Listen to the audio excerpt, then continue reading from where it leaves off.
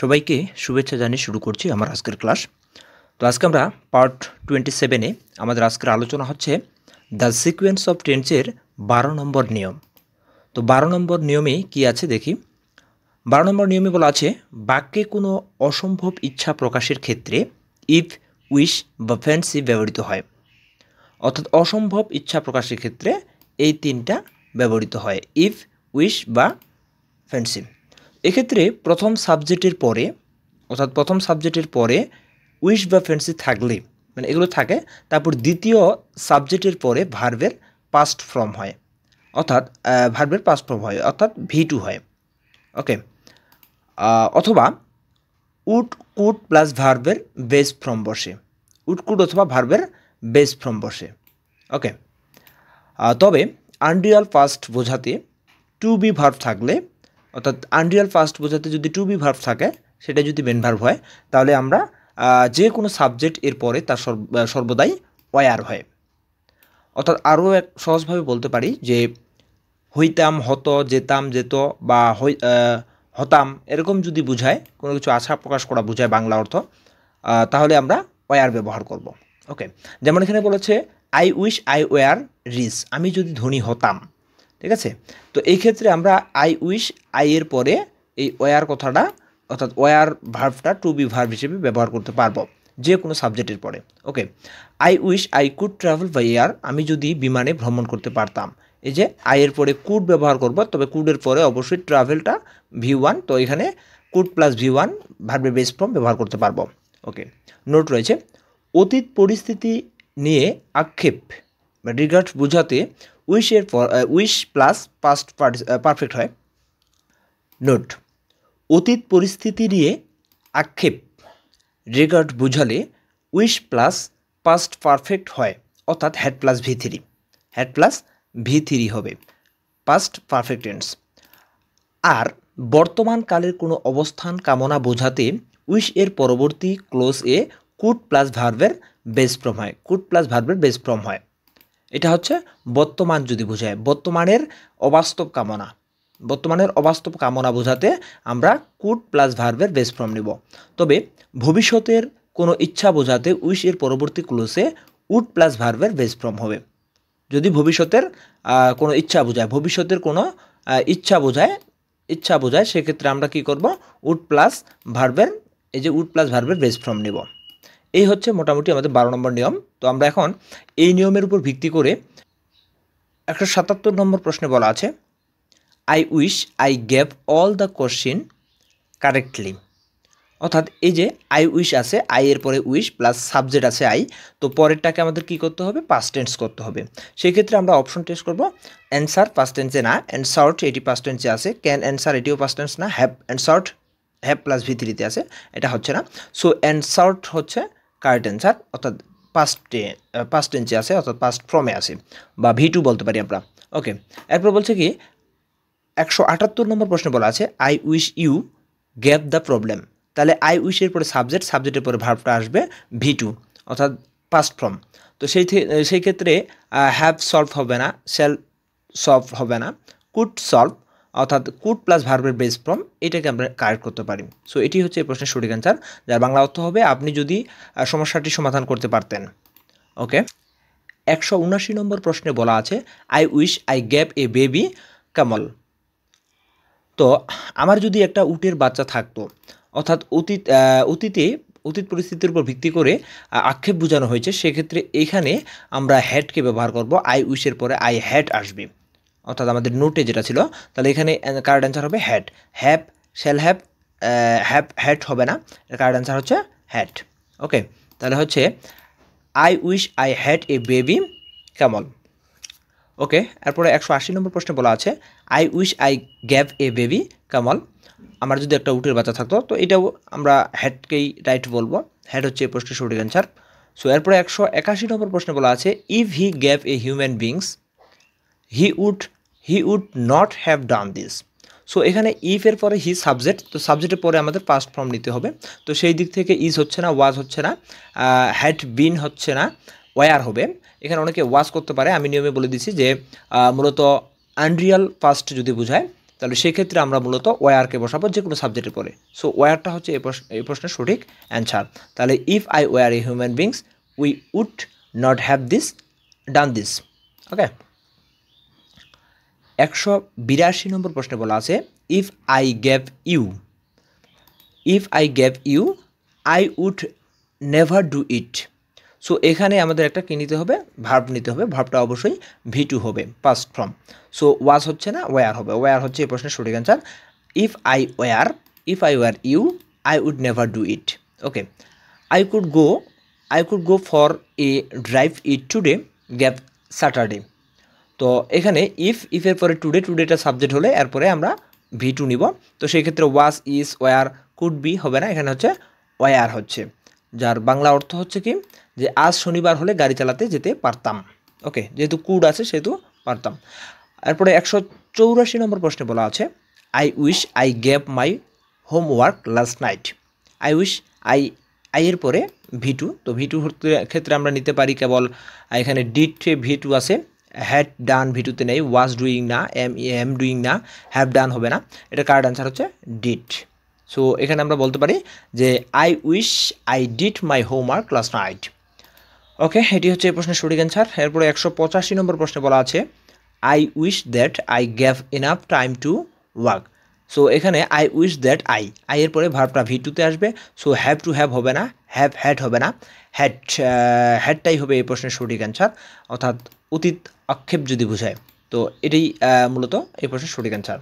ওকে, 186 নম্বর প্রশ্নে বলা আছে I wish I gave the wings of A bird. আমি যদি আমার পাখির মতো ডানা থাকতো, বা আমার যদি পাখির মতো ডানা থাকতো। তো অতীত আমার নেই, যেটা নেই, আমার অতীত সম্পর্কে একটু আক্ষেপ বোঝানো হয়েছে। তো সেই ক্ষেত্রে আমরা এখানে হ্যাডকে নিয়ে আসবো, I wish I had the wings of a bird. So had হচ্ছে এই প্রশ্নের সঠিক অ্যান্সার। ওকে, 187 নম্বর প্রশ্নে বলা আছে if I gave you I would not have done this. তাহলে if I gave you, if I were you. So I এর পরে অর্থাৎ সাবজেক্টের পরে যে দ্বিতীয় ভাবটা যেটা আসবে সেটা হচ্ছে V2তে থাকবে।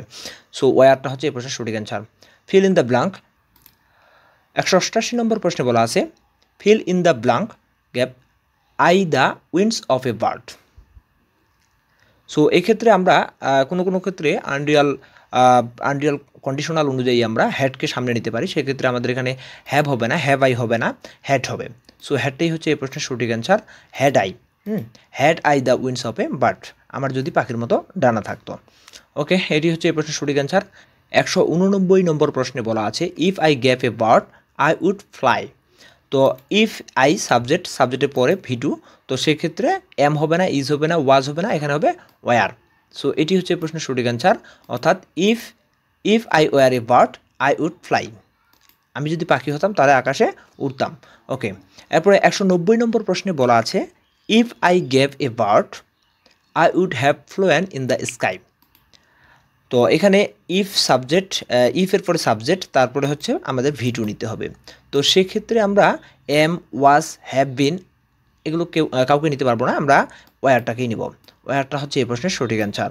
তাহলে হচ্ছে কি যে if I were a bird, আমি যদি পাখি হতাম, I would have flown in the sky, আমি আকাশে উঠতে পারতাম।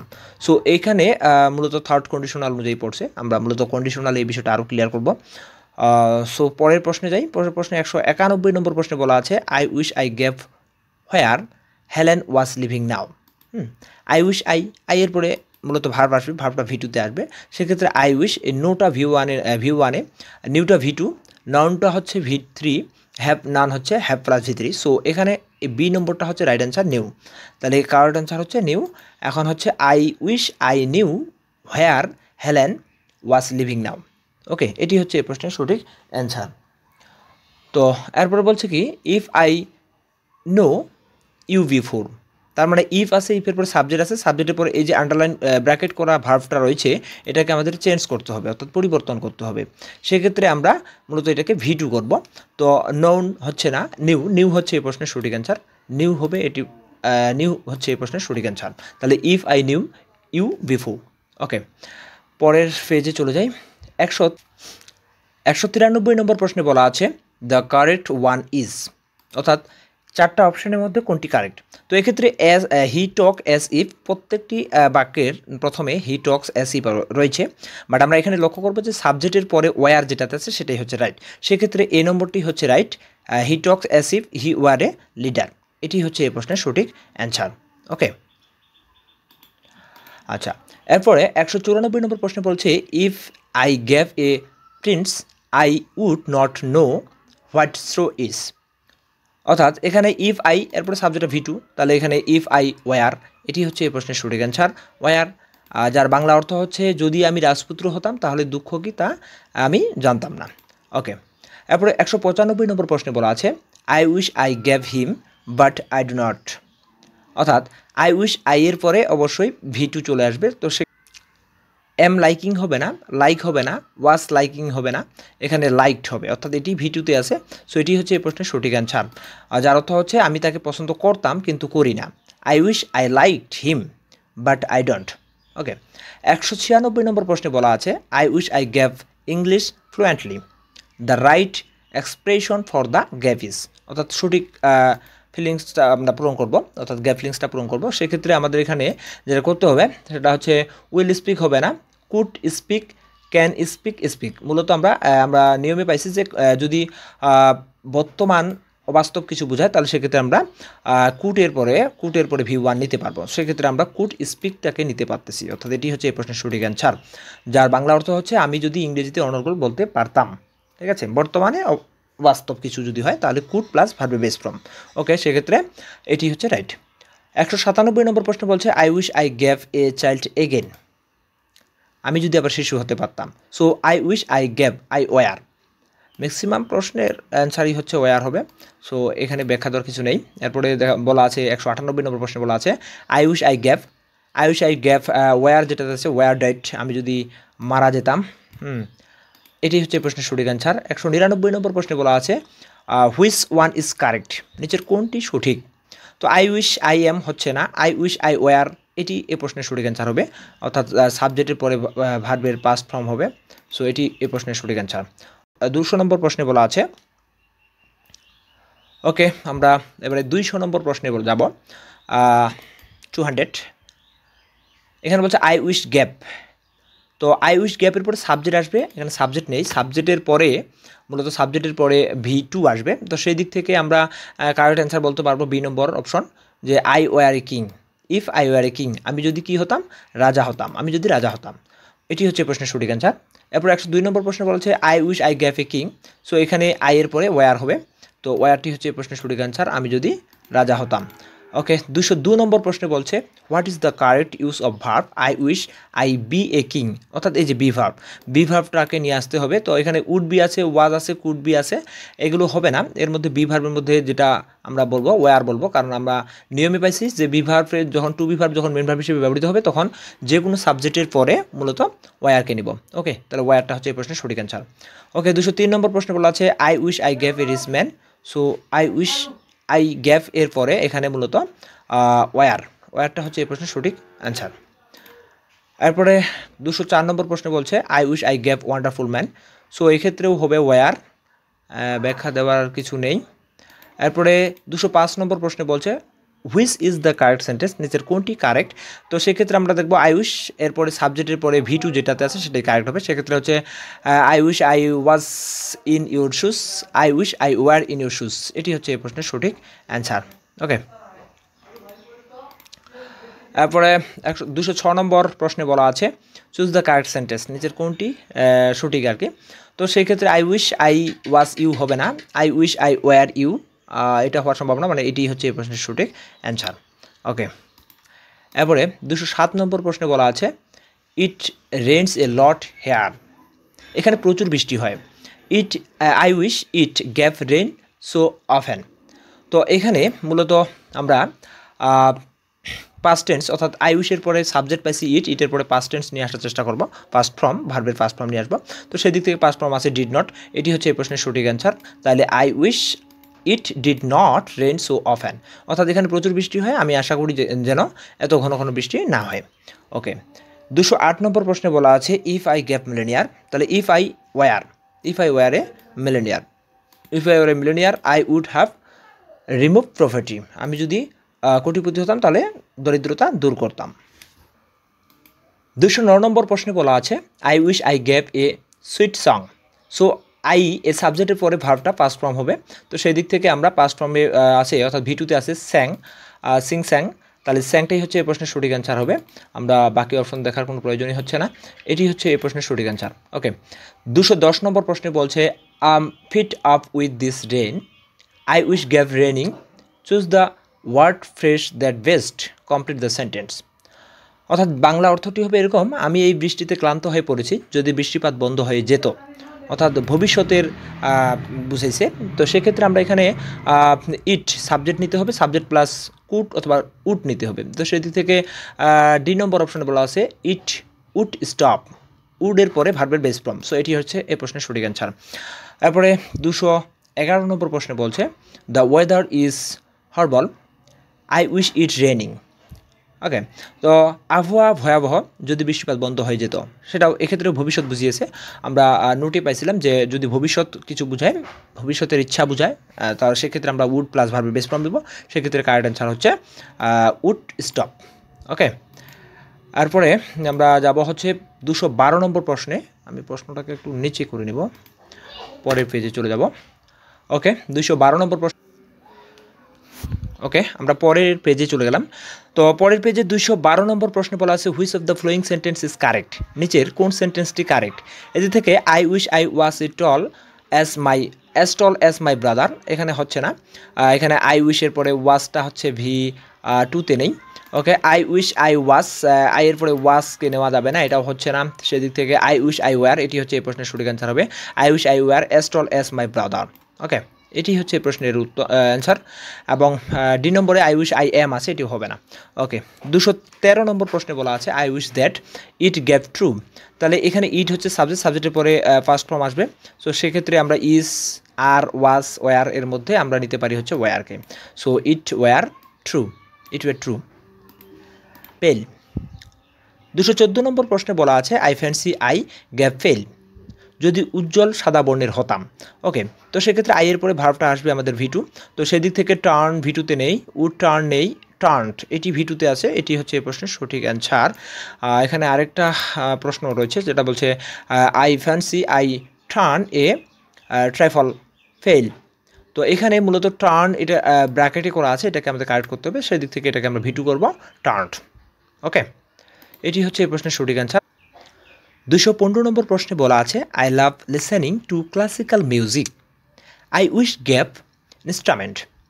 ওকে, তো এখানে মূলত আই উইশ এরপরে সাবজেক্ট, সাবজেক্টের পরে আমাদের ভিটু নিতে হবে, তো সাবজেক্ট প্লাস ভিটু নিতে হবে, অথবা আমরা উড কুড প্লাস ভার্বের বেস ফর্ম। তো সেই দিক থেকে আমরা নিতে পারি হচ্ছে আই শ্যাল প্লে হবে না, আই কুড প্লে হবে, যেহেতু বর্তমানের একটা অবাস্তব ঘটনাকে বুঝিয়েছে, অবাস্তব কিছুকে বুঝিয়েছে, সেক্ষেত্রে I could play, I would play হবে না, ভবিষ্যৎ বুঝায়নি। তো আই মাইট প্লে হবে না, আই প্লে হবে না। তো সেক্ষেত্রে এটা হবে I love listening to classical music, I wish I could play an instrument. অর্থাৎ বাংলা অর্থটা হচ্ছে আমি উচ্চাঙ্গ সঙ্গীত শুনতে পছন্দ করি, যদি আমি বাদ্যযন্ত্র বাজাতে পারতাম, অর্থাৎ পারি না, যদি পারতাম, এরকম। 216 নম্বর প্রশ্নে বলা আছে I wish the prices of the essential commodities gap come down soon. তো এই দিক থেকে আমাদের এখানে নিতে হবে সাবজেক্ট প্লাস ভিটু, অর্থাৎ সাবজেক্ট রয়েছে, আমাদের ভিটু নিতে হবে। তো সেই দিক থেকে এখানে ভার্ব ভিটু নেই। তো যেহেতু এটা ফিউচারকে বুঝিয়েছে, ভবিষ্যতের ইচ্ছা বুঝিয়েছে, সেক্ষেত্রে আমরা উডকে রাইট বলতে পারি, অর্থাৎ এটি হচ্ছে এই প্রশ্নের সঠিক অ্যান্সার, যার বাংলা অর্থ হচ্ছে যদি নিত্য প্রয়োজনীয় পণ্যদ্রব্যের দাম শীঘ্রই কমে যেত, অর্থাৎ ভবিষ্যতের ইচ্ছা প্রকাশ করেছে, যার জন্য এখানে উড প্লাস ভার্বের base form would come down soon. Okay, এটি হচ্ছে এই প্রশ্নের সঠিক। তো এই ছিল আমার আজকের ক্লাস। সবাইকে পরবর্তী ক্লাস দেখার আমন্ত্রণ জানিয়ে এখানে বিদায় নিচ্ছি। ধন্যবাদ।